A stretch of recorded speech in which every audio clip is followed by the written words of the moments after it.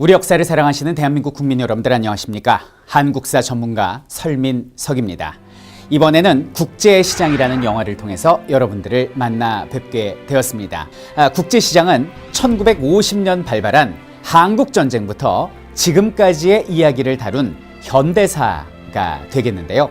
먼 옛날의 이야기가 아니라 우리의 아버지, 어머니, 그리고 할아버지, 할머니들께서 직접 몸으로 겪으셨던 가슴 뭉클한 이야기입니다.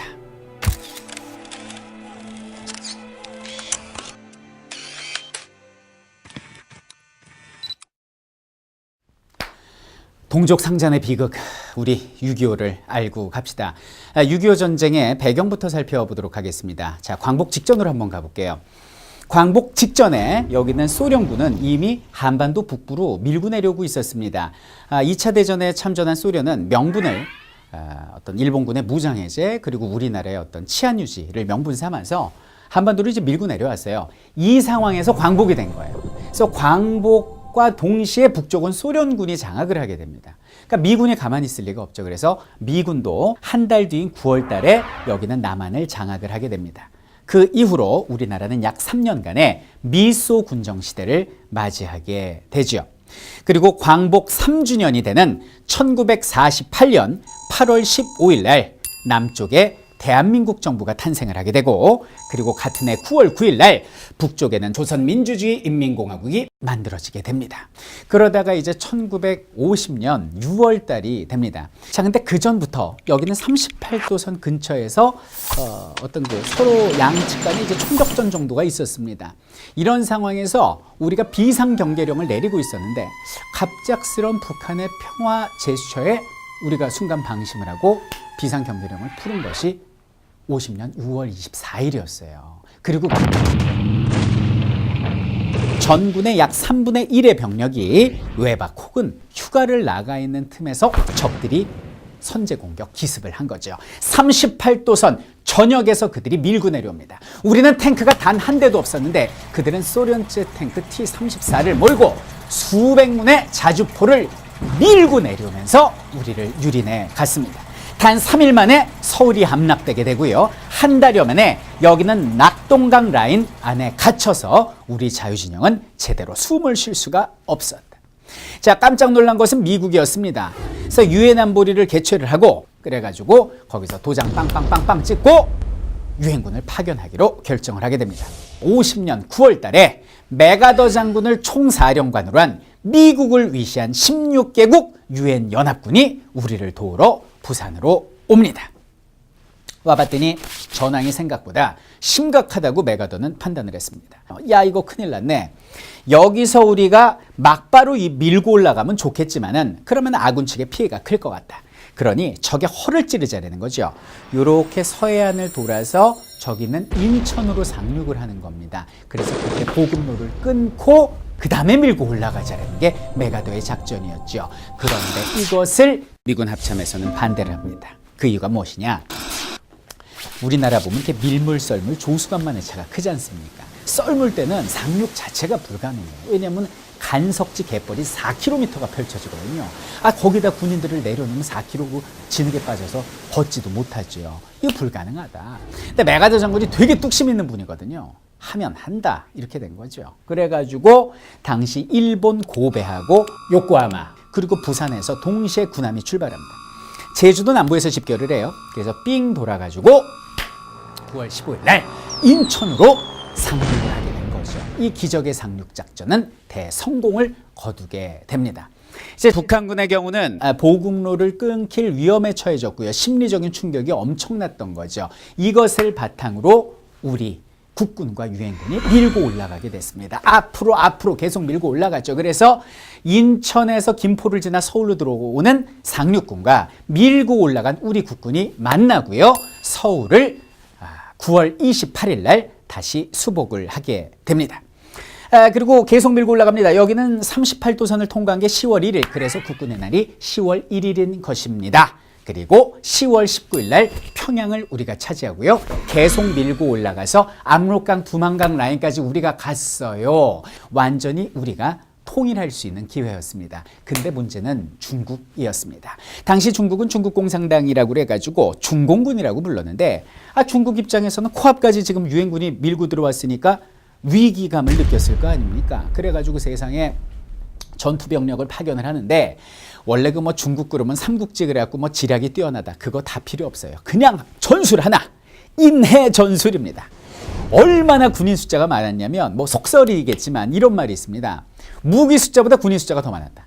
그래서 세 병사당 한 명만이 소총이 주어지고 나머지 2명한테는 피리하고 꽹과리를 줬다는 거 아닙니까?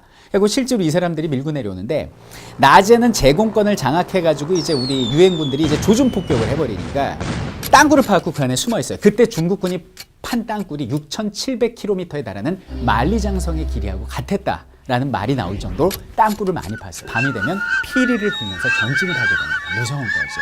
당시 유엔군은 충격과 공포에 휩싸게 됐습니다. 영하 30도에 달하는 개마고온의 추위와 밤마다 30만 명이 불어대는 피리 소리. 너무 무섭죠. 그래서 속절없이 우리는 다시 후퇴를 하게 됩니다. 이때 적의 포탄이나 파편에 맞아 죽은 병사보다는 추위에 온몸이 동상으로 썩어가서 죽은 병사가 더 많았다라는 거 아닙니까? 그래서 결국 우리는 51년 1월 4일 날 여기는 서울을 다시 빼앗기게 되니 이것이 가슴 아픈 일사후퇴가 됩니다. 자, 근데 문제는 또 여기 있었습니다. 중공군들한테 퇴로를 차단당한 미국의 10군단 같은 경우는 보시다시피 여기는 흥남부두에 고립이 돼 있었습니다. 그럼 여기는 배로 탈출을 시켜야 될 거 아닙니까? 그래서 미군 10만 명이 군수물자 35만 톤을 가지고 여기서 탈출하려는 엄청나게 큰 작전을 세웠으니 이것이 바로 흥남철수였어요. 근데 당시 미군들한테는 눈앞에 놀라운 상황이 펼쳐지게 됩니다. 문제는 뭐냐면 피난민 10만 명이 몰려든 거예요. 우리도 데려가 달라는 거죠. 우리는 유엔군한테 끝까지 협조했던 사람들입니다. 만약에 북한군이 우리 마을을 점령하게 되면 우리는 모두 죽어요. 학살당합니다. 제발 우리를 데려가세요라고 호소를 합니다. 미군은 고민했죠.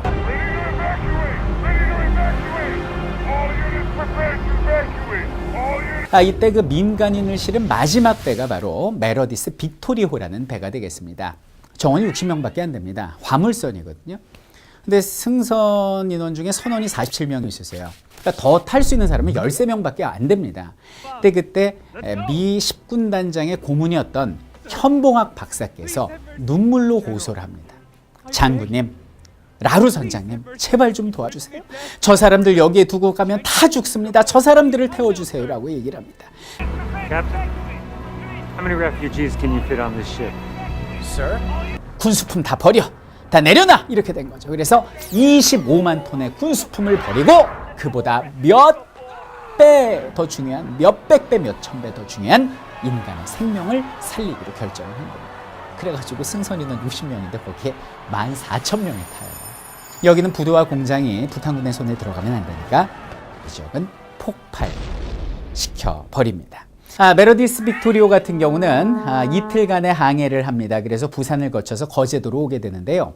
누울 수도 제대로 앉을 수도 없는 비좁은 배 안에서 새 생명이 5명이나 태어나게 되죠. 이 아기들의 이름을 당시 미군들은 김치 1, 김치 2, 김치 3, 4, 5 이렇게 붙였습니다. 그래서 아이들 5명을 김치 5라고 불렀던 것이죠. 이틀 만에 크리스마스죠. 여기는 거제도에 도착을 했는데 놀랍게도 14,000명 중에 사망한 사람 단 1명도 없고요. 오히려 인원이 5명 늘어 있었다는 것입니다. 자, 이것으로서 메러디스 빅토리오는 단일 선박으로 가장 큰 규모의 구조 작전을 성공한 선박으로 기네스북에 등재되었습니다. 자, 다시 전쟁으로 돌아가 보도록 하겠습니다. 일사후퇴로 태안반도 근처까지 밀렸던 우리 국군은 전열을 다시 가다듬어서 밀고 올라가기 시작합니다. 그래서 여기는 38도선 근처에서 교착 상태에 빠지게 되죠. 51년 3월부터 6월까지 3개월 동안 치열한 전투를 벌이게 됩니다. 자, 이러니까 중국이 자꾸 이제 소련한테 눈치를 준 거예요. 야, 소련 뭐 하는 거야? 너도 전쟁 참여해. 도와줘라고 이야기를 합니다. 당시 소련 같은 경우는 요 두만강 근처에서 공중 지원 정도를 해주고 있었거든요. 근데 소련 생각에 만약에 전쟁에 참여하면 이거 3차 대전이 벌어질 것 같은 거예요. 그래서 안 되겠다 그러면서 중재를 합니다. 소련이 휴전을 제의한 거예요. 야, 북한 준공 그만해.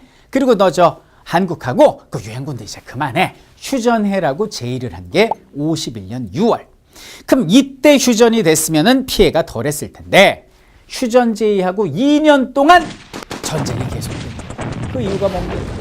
이거 뭐 휴전선을 어디에 그어야 할지, 그리고 포로 송환은 어떤 방식을 취할지, 이런 문제를 가지고 양측에서 합의를 못 본 거죠. 애꿎은 우리 젊은이들의 목숨이 끊임없이 죽어나갔다, 이런 얘기입니다. 그래서 결국 2년 뒤인 1953년에 휴전이 이루어지게 됩니다. 자, 휴전선이 그어졌습니다. 전쟁 끝났습니다. 전쟁의 피해는 심각했습니다.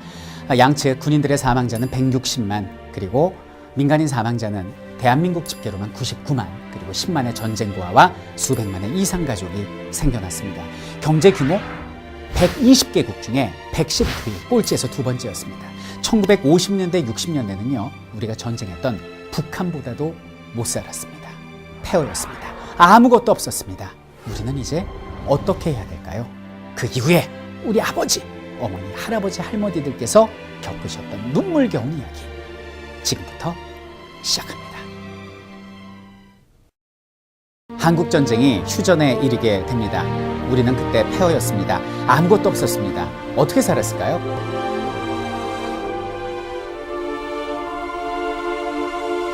어렸을 땐 그게 어떤 의미인지 몰랐는데 지금 나이 들고 생각을 해보니까 너무나 가슴이 메인다.